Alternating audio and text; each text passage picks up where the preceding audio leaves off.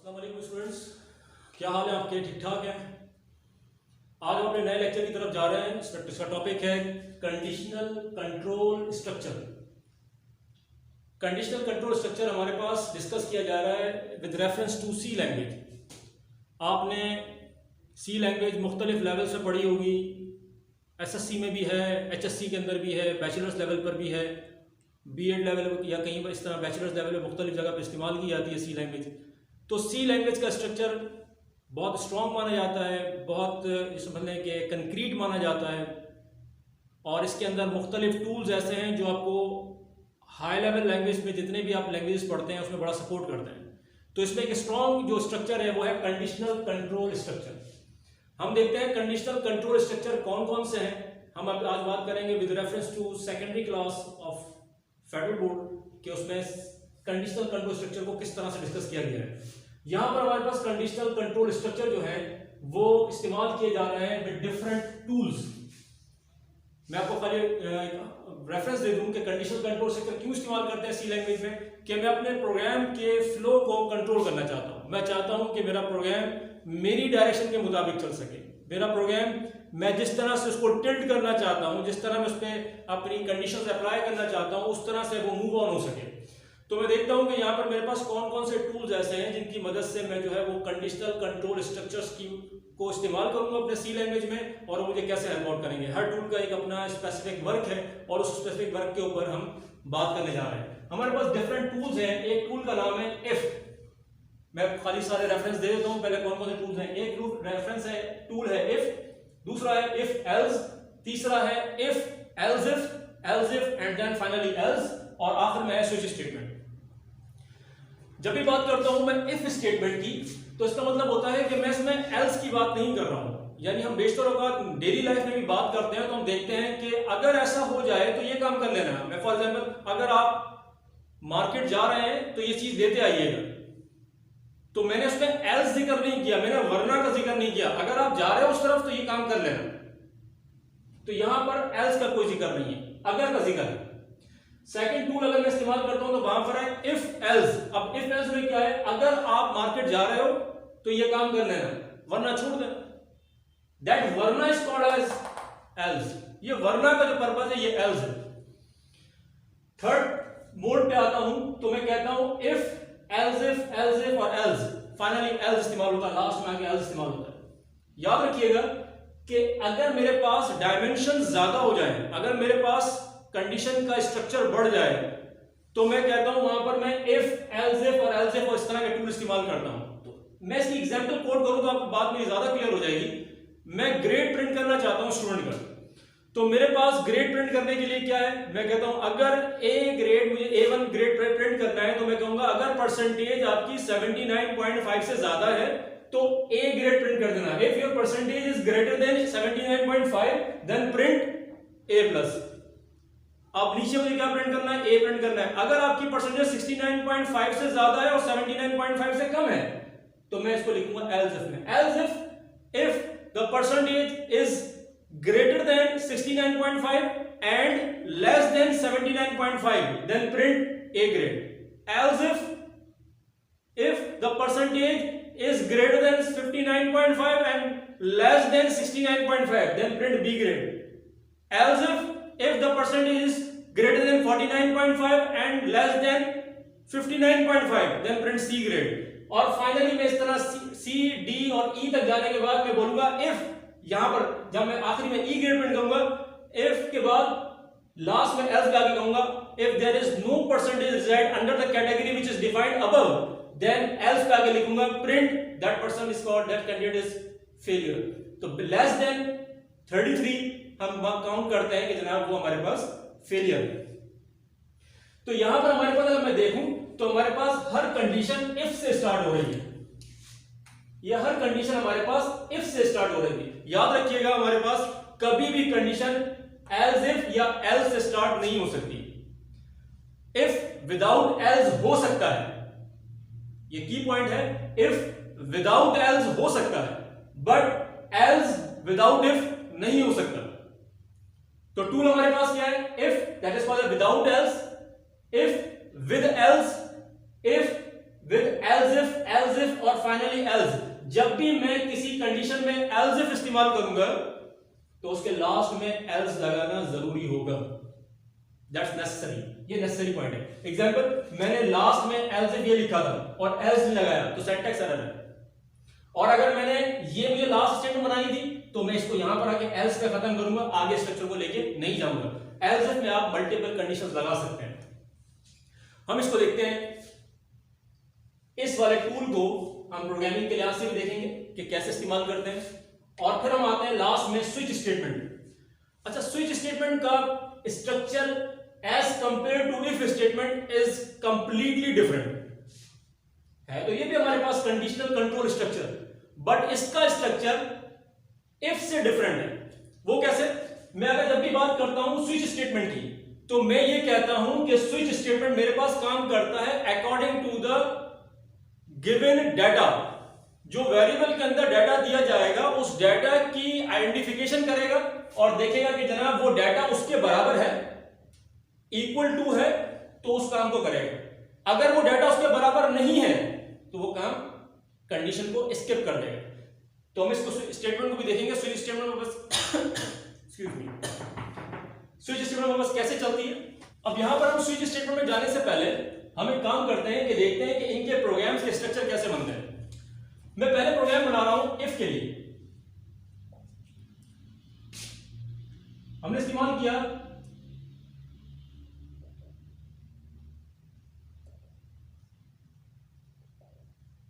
void main void, उसके बाद मैं प्रोग्राम लिख रहा हूं। हेडर फाइल्स आपके पास वैसे ही आएंगी, ये हेडर फाइल्स का सेक्शन आपके पास वैसे ही रहेगा। void मेन void लिखा मैंने, उसके बाद मैं कह रहा हूं इंटीजर इफ के लिए इस्तेमाल कर रहा हूं a, एक इंटीजर टाइप का वेरिएबल लिया मैंने। उसके बाद मैंने कहा printf enter your marks.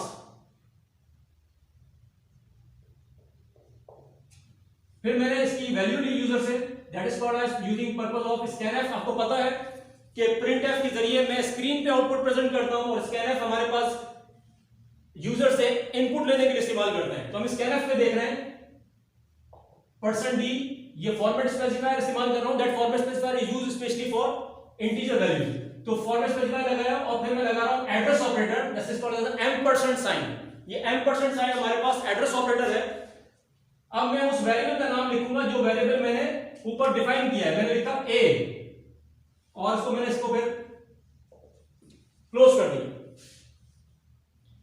अब इसके बाद मैं कंडीशन मैच कर रहा हूं इफ a ग्रेटर देन 33। हम यहां देखते हैं कि जनाब हमारे पास कंडीशन है इफ a ग्रेटर देन और इक्वल टू 33। अगर a के अंदर जो नंबर मौजूद है अगर वो 33 से बड़ा है या 33 के बराबर है तो हमारे पास क्या होगा? हमने कहा प्रिंट कर दो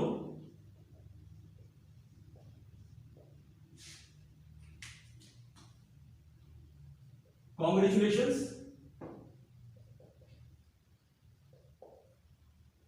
यू आर पास्ड।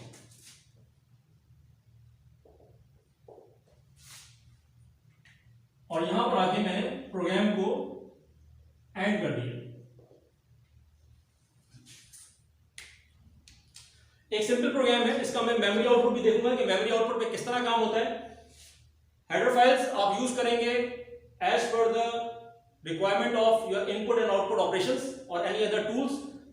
उसमें stdio हो, conio.h हो या iostream हो, वो हम इस्तेमाल करते जाएंगे। हेडर फाइल्स में एक अलग वीडियो बना के अपलोड कर दूंगा। यहां पर मैं बात कर रहा हूं void main void की। जब void main void इस्तेमाल करता हूं तो मैं कहता हूं इंटीजर a। जब मैंने वेरिएबल लिया इंटीजर a, इसका मतलब ये होगा कि अब मैं इसके आउटपुट की तरफ जा रहा हूं। याद रखिए हमारे पास आउटपुट दो तरीके से बनता है। एक आउटपुट मेरे पास होता है मेमोरी में, एक मेरा मेमोरी आउटपुट है और एक आउटपुट मेरा है स्क्रीन पे। हम नॉर्मली कंसीडर करते हैं कि आउटपुट शायद स्क्रीन को ही कहते हैं। हमारे पास ध्यान में ये बात होती है शायद आउटपुट मेरा सिर्फ स्क्रीन पे होता है, लेकिन ऐसा नहीं है। हमारा आउटपुट दो तरह से होता है। एक आउटपुट होता है मेमोरी में एक आउटपुट होता है स्क्रीन पे। जब भी मैं मेमोरी के आउटपुट की बात करूंगा तो ऐसे बहुत सारे टूल्स हैं जो मेमोरी में जाते हैं। मैंने कहा इंटीजर ए, यानी मेमोरी में एक बॉक्स बनाओ जिसका नाम है ए, और इस ए के अंदर सर्टेन वैल्यू असाइन की जाएगी। ए रखने के बाद मैं कह रहा हूं प्रिंट एफ, यानी इस लाइन का आउटपुट क्या होगा कि मेमोरी में गया इसका रिजल्ट। सेकेंडली इसका रिजल्ट गया मेमोरी में। सेकेंडली मैं कह रहा हूं print F enter your marks. जब भी मैं बात करूंगा एंटर योर मार्क्स की, तो अब ये बात है स्क्रीन पे, तो यहां कह रहा हूं प्रिंट हो जाएगा एंटर योर मार्क्स,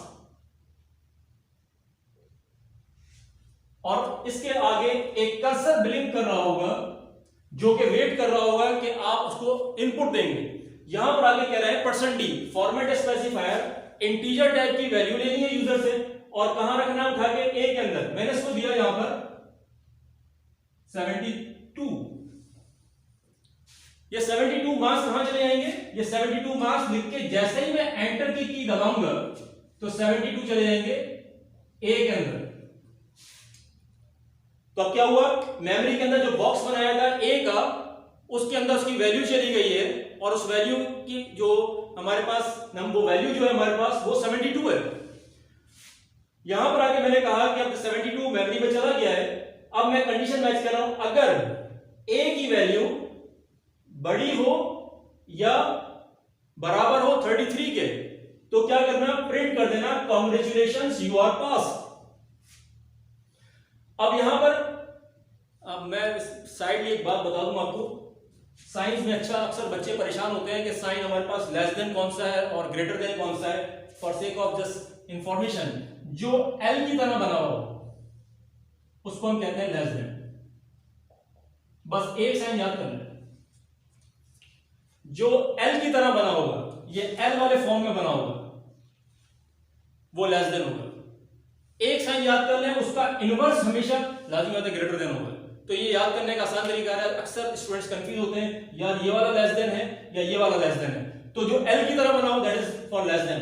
तो यहां हमने लिखा है ए अगर बड़ा हो या बराबर हो 33 के, तो प्रिंट कर देना congratulations you are pass.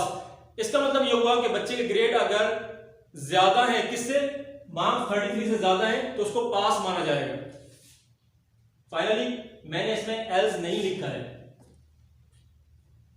Gate ch और प्रोग्राम स्टॉप हो। गेट ch क्या करता है, हमारे प्रोग्राम को पॉज करता है, या हमारे प्रोग्राम को डिस्प्ले स्क्रीन पे लाके होल्ड करता है, ताकि मैं अपने प्रोग्राम का आउटपुट देख सकूं। अगर ये मैं नहीं लगाऊंगा तो मेरे पास डिस्प्ले स्क्रीन जो है वो नहीं रुकेगी, प्रोग्राम ऑटोमेटिकली दोबारा कोडिंग में वापस आ जाएगा, तो मुझे स्क्रीन पर उसका रिजल्ट नजर नहीं आएगा। या फ्लिकर ऑफ आई से ज्यादा तेज हो जाता है तो हमारे पास क्या होता है कि हमारे पास रिजल्ट नजर नहीं आता।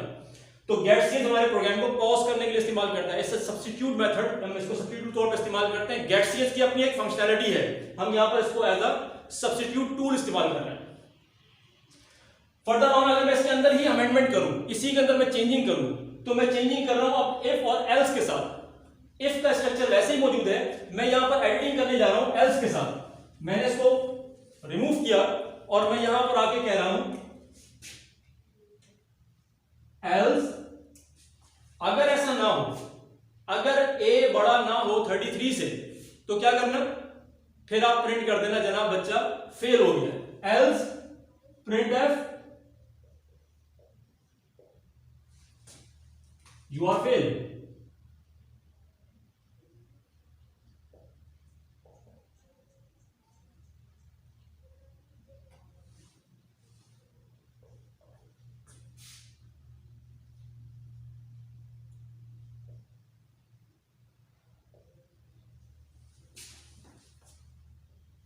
अब यहां पर क्या बात है, यहां पर जो हमने बात डिस्कस की है कि अब मैं इफ के टूल के साथ सेकंड टूल पे आ गया हूं, इफ और एल्स की बात भी कर रहा हूं। हाली पहले अगर की बात थी और उसमें वरना का जिक्र कोई नहीं था। अब यहां पर अगर भी है और वरना भी है। अगर ऐसा हो जाए तो ये काम कर लिया जाए, वरना ये प्रिंट कर दिया जाए। तो अगर जिस बच्चे की परसेंटेज, पहले की बात करूं तो जिस बच्चे की परसेंटेज या मार्क्स 33 से कम थे, उसका कोई आउटपुट नहीं आता। किसी बच्चे के मार्क्स 30 थे तो स्क्रीन पे कुछ भी प्रिंट नहीं होता। प्रीवियस कंडीशन में। नाउ ऑनवर्ड्स, अब जो कंडीशन हमने एडिटिंग की है, ये जो एडिटिंग हमने की है, इसके अंदर एल्स लगा दिया। अगर किसी बच्चे के मार्क्स 33 से कम होंगे यहां तो ज्यादा का जिक्र था। अगर कम हुए, किसी ने 32 मार्क्स दिए हैं, किसी ने 30 मार्क्स दिए हैं, तो हम कहेंगे वो चला जाएगा कहां पर, एल्स में। और यहां पर आगे एल्स कह रहा हूं प्रिंट एफ, प्रिंट करो, क्या प्रिंट करो, यू आर फेल, आप फेल है। अब प्रोग्राम स्टॉप हो गया। एक छोटा पैरामीटर बता रहा हूं साथ साथ, उसमें ये कि ये जो दो हमारे पास ब्रैकेट्स होते हैं, ये जरूरी नहीं है कि आप जब सिंगल स्टेटमेंट लिखें उसके साथ लगाएं, but it is a good practice कि you have to be use that curly brackets for every type of tool, just like if, else if, for and while loop. हम इसमें क्या करते हैं, अगर मुझे सिंगल स्टेटमेंट लिखनी है तो मुझे ये ब्रैकेट्स लगाने की जरूरत नहीं है, दीज आर ऑप्शनल, ये ऑप्शनल है। अगर मैं इसमें मल्टीपल स्टेटमेंट लिखता, दो स्टेटमेंट लिखता, printf congratulations you are pass and you have done very good job, printf you have done very good job, तो यहां पर अगर मैं दो स्टेटमेंट लिखता तो ब्रैकेट नेसेसरी थे। अगर सिंगल स्टेटमेंट लिखूंगा तो ब्रैकेट नेसेसरी नहीं है, but it's a good practice कि आप ब्रैकेट्स लगाया करें। इसी तरह एल्स के अंदर भी अगर मैं मल्टीपल स्टेटमेंट लिखता हूं, you are fail, printf you need to work hard, दो स्टेटमेंट लिखी है, तो अब एल्स के साथ मुझे फिर ये ब्रैकेट्स लगाना मस्ट हो जाएंगे। होप, आई होप आपको ये बात समझ में आ गई होगी। अब हम जा रहे हैं थोड़ा प्रोग्राम की डिफरेंट एंगल पे। वो डिफरेंट एंगल क्या है, हमारे पास है इफ, एल्स इफ और एल्स। मैं इस चीज को रब कर रहा हूं और हम देखते हैं कि हमारे पास फर्दर ऑन हम इस चीज को कैसे लिखते हैं।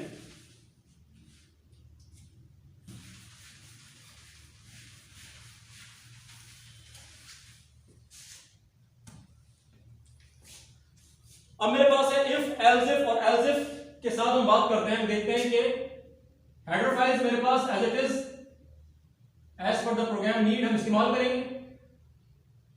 void मेन void,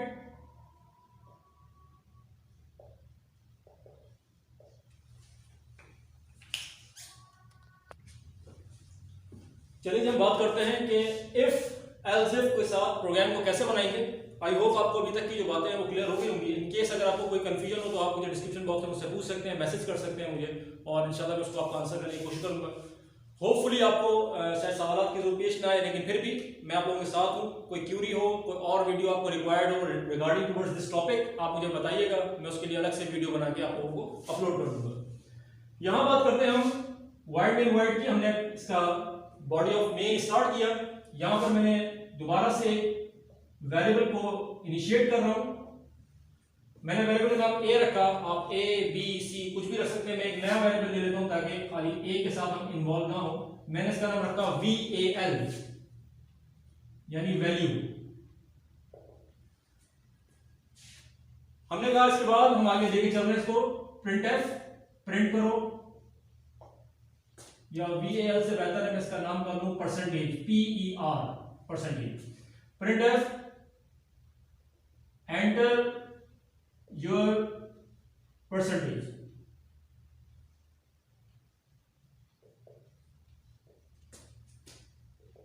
और यहां पर आके मैंने इसको लाइन टर्मिनेटर लगा दिया, that is called as line terminator. इसको मैं लाइन टर्मिनेटर कहता हूं, जिसमें हम इस कॉल्ड एज लाइन टर्मिनेटर।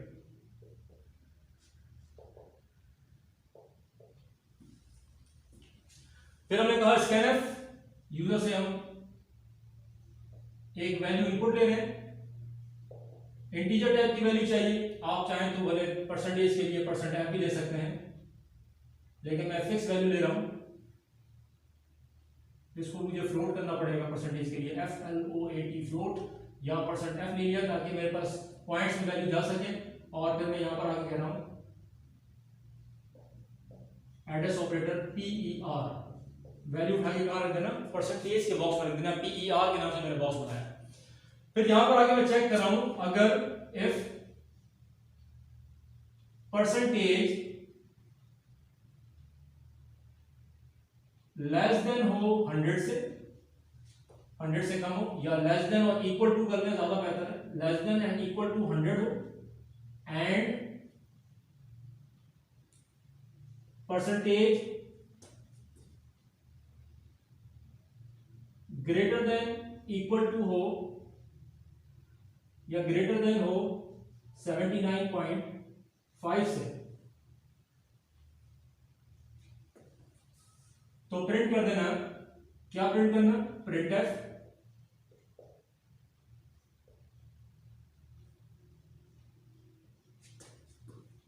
ए प्लस ग्रेड। सेकेंडली फिर मैंने लिखा इफ, अब देखें यहां पर मैंने इफ लिखा था, एक और कंडीशन मैच करने जा रहा हूं, तो अब यहां खाली इफ नहीं आएगा बल्कि आएगा एल्स इफ। एल्स इफ दोबारा कंडीशन ऐसे ही डिफाइन की जाएगी जैसे ऊपर की गई है। एल्स इफ परसेंटेज अब क्या हो, लेस देन इक्वल टू 79.5 हो, और ये उर्दू वाला और है, इंग्लिश वाला और नहीं है, और दिस इज एंड, ये एंड से इस्तेमाल में आता है, इसको हम कहते हैं एंड साइन, ये एंड कहलाता है। तो दो दफा एड्रेस ऑपरेटर बनाते हैं, क्योंकि आपको पता है अगर मैं सिंगल एड्रेस ऑपरेटर लगाऊंगा तो सिंगल एड्रेस ऑपरेटर का काम क्या है, ये रहा सिंगल एड्रेस ऑपरेटर कहलाता है टू होल्ड या to store the value in the variable, address operator. तो सिंगल एम्परसेंड साइन जो है वो हमारे पास एड्रेस ऑपरेटर कहलाता है। डबल एम्परसेंड साइन जो है वो हमारे पास एक लॉजिकल ऑपरेटर है जिसको हम कहते हैं एंड। तो परसेंटेज लेस देन या इक्वल हो 79.5 के, और परसेंटेज ज्यादा हो 69.5 से, तो क्या करना, प्रिंट कर देना। क्या प्रिंट कर देना, प्रिंट एफ ए ग्रेड।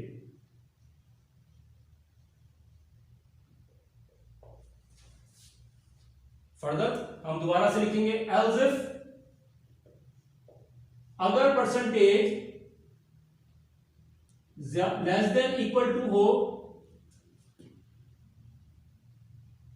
69 तक, 59.5 से, सॉरी, अगर परसेंटेज लेस देन हो और इक्वल हो 69.5 से, और एंड परसेंटेज ग्रेटर देन हो 59.5 से, तो प्रिंट कर देना। क्या प्रिंट करना, सी ग्रेड, बी ग्रेड।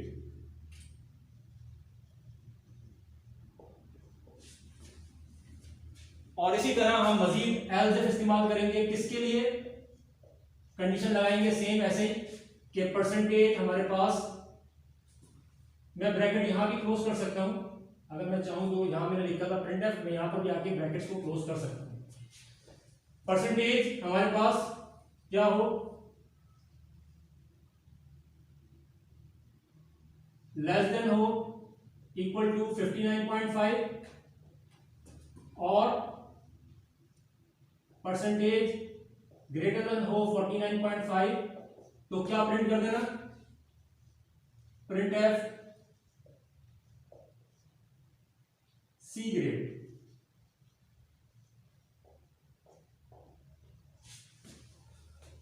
मान लेते हैं कि हमारे पास 49.5 के बाद हमने कहा कि सी ग्रेड है, इसी तरह आप डी ग्रेड के लिए प्रिंट करेंगे, ई के लिए प्रिंट करेंगे। आखिर में आके मैं लिखूंगा फाइनली एल्स, ये डॉट मेरे पास ही चल रहे हैं, अगर मैं एल्स इफ और लिखना चाहता हूं आखिर में आके लिखूंगा एल्स, और अब एल्स के बाद में कोई कंडीशन नहीं दूंगा, मैं यहां पर एल्स के आगे लिखूंगा अगर ऐसा कुछ ना हो तो क्या करना, प्रिंट एफ फेल। और यहां पर आगे मैं प्रोग्राम का ये वाला ब्रैकेट जो था इसको मैं एंड कर रहा हूं और गेट स्लैश लगा रहा हूं।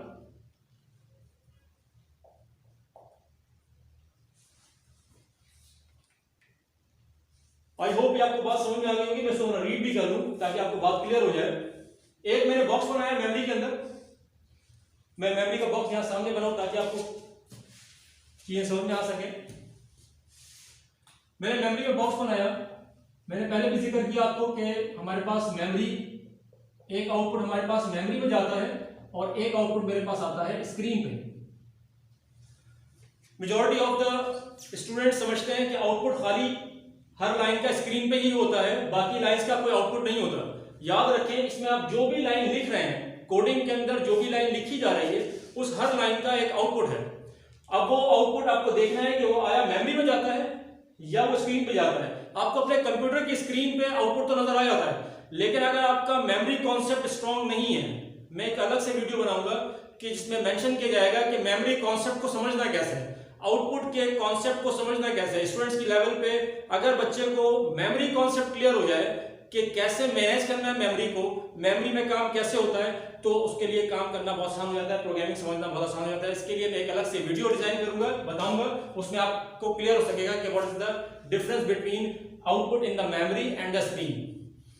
यहां पर मैंने कहा फ्लोट टाइप का एक बॉक्स बनाओ जिसका नाम है परसेंटेज। ये मैंने एक बॉक्स बनाया, इसका नाम था परसेंटेज, PER नाम रखा है इसका मैंने, परसेंटेज। फिर मैंने कहा प्रिंटफ एंटर योर परसेंटेज, ये स्क्रीन पे प्रिंट करेगा, एंटर योर परसेंटेज, ये इसने स्क्रीन पे प्रिंट किया और मैंने यहां परसेंटेज दी, एग्जांपल 69। अब ये 69 कहां चला जाएगा, जैसे ही मैं एंटर प्रेस करूंगा ये 69 मेरे पास चला जाएगा इस बॉक्स के अंदर जो परसेंटेज का मैं बना कर आया था। तो परसेंटेज का बॉक्स मैंने डिक्लेयर किया था, डिफाइन अब हुआ है। डिक्लेरेशन और डेफिनेशन में फर्क है। तो डिक्लेयर मैंने किया था, जब बॉक्स खाली होता है, एम्प्टी होता है, that is called as declaration. अब जब इसको वैल्यू मिल गई, that is called as definition. तो 69 is the definition of percentage. जो PR जो मैंने बनाया था इसकी डेफिनेशन 69 हो गई है। अब ये 69 को मैं चेक करने जा रहा हूं। कहां चेक कर रहा हूं, पहले इधर चेक किया परसेंटेज, क्या मेरी ये PR का बॉक्स है ये लेस देन 100 है और परसेंटेज 79.5 से कम है। अगर ऐसी है तो A+ प्रिंट कर दो। हर किसी पास यूनिवर्सिटी लेवल पे, कॉलेज लेवल पे, हर जगह O लेवल्स में, A लेवल्स में परसेंटेज के लेवल्स अलग होते हैं। किसी में A ग्रेड 87 सुपर माना जाता है, किसी में जनाब B पे जाके जो है वो हम कहते हैं बच्चा पास है और C वाला फेल है। तो हर किसी की ग्रेडिंग अलग हो सकती है। I am just talking about the federal board में, फेडरल बोर्ड के लिहाज से बात कर रहा हूँ, या किसी हद तक यही चीज स्टैंडर्ड परसेंटेज के सिंध बोर्ड में ही फॉलो किए जाते हैं, पंजाब बोर्ड में ही फॉलो किए जाते हैं। तो मैं अभी इस मेथड पे बात कर रहा हूँ। तो परसेंटेज अगर इस रेंज के अंदर आती है तो A ग्रेड प्रिंट करना। मैं देखूंगा ये 69 वाली रेंज कहां पर है, फिर वो आगे चेक करेगा, अच्छा यहां नहीं हुआ तो इस वाले ब्रैकेट को एग्जीक्यूट नहीं करेगा, एग्जीक्यूट नहीं करेगा तो फिर आ जाएगा यहां पर चेक करेगा क्या परसेंटेज इस रेंज के अंदर आ रही है। गौर से देखिएगा, मेरी परसेंटेज 69 है, यहां कह रहा है अगर 69.5 से ज्यादा होती तो मैं सही में आता। 0.5 भी बड़ा इंपॉर्टेंट फिगर है। अगर 69.5 से ज्यादा होती तो मैं सही में आता। अब मैं सही में नहीं आ रहा तो मैं कह रहा हूं अगर मेरी परसेंटेज लेस देन और इक्वल टू 69.5 तो 69.5 से लेस देन है, लिहाजा ये इस कैटेगरी के अंदर आ रही है। जब ये इस कैटेगरी के अंदर आ रही है परसेंटेज मेरी, तो मेरा ग्रेड बन रहा है B। तो यहां पर स्क्रीन पे प्रिंट करेगा B ग्रेड, और B ग्रेड प्रिंट करने के बाद फाइनली वो जंप करके बाहर आ जाएगा। कहां पर आ जाएगा, इस ब्रैकेट से बाहर आ जाएगा और यहां पर आके गेट CS पे आके प्रोग्राम पॉज हो जाएगा। ये आपके स्क्रीन का आउटपुट बनेगा। आई होप आपको इन कंडीशनल कंट्रोल स्ट्रक्चर में इफ एल्स और इफ एल्स इफ के कॉन्सेप्ट क्लियर होंगे। इंशाल्लाह हम नेक्स्ट वीडियो के अंदर स्विच स्टेटमेंट की बात करेंगे। ये स्विच स्टेटमेंट किस हद तक फेमिलियर है। अगर आपको ये कॉन्सेप्ट्स क्लियर है तो बहुत अच्छी बात है, अगर क्लियर ना हो तो आप मुझे कमेंट बॉक्स में बताएंगे। अगर क्लियर नहीं होते तो हम इस पे एक और दफा सेशन कर लेंगे, अदरवाइज हम डिस्कस करेंगे फिर स्विच स्टेटमेंट को मेरी नेक्स्ट वीडियो होगी इंशाल्लाह। जब तक के लिए thank you so much, Allah Hafiz.